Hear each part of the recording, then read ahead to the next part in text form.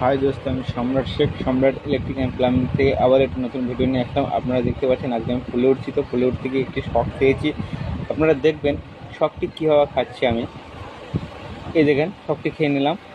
তো হয়েছে কি, এখানে যে কেবলের লাইন আছে ওখানে 220 ভোল্ট দেওয়া আছে, তো কেবলের লাইন যে ওই ওয়্যারটা লিকেজ হয়ে গেছে। ঠিক আছে, ওই লিকেজে আমার হাত পড়েছিল, তাই শর্টটি দিয়েছিল। তো আমি যেহেতু ওপরে শক্ত করে পুলটা ধরেছিলাম, তাই কিছু হয়নি। তো বন্ধুরা, খুব সাবধানে পুলে উঠবেন যারা ইলেকট্রিক কাজ করেন, নাই তো আমার মতো আপনারা শক খেতে পারেন।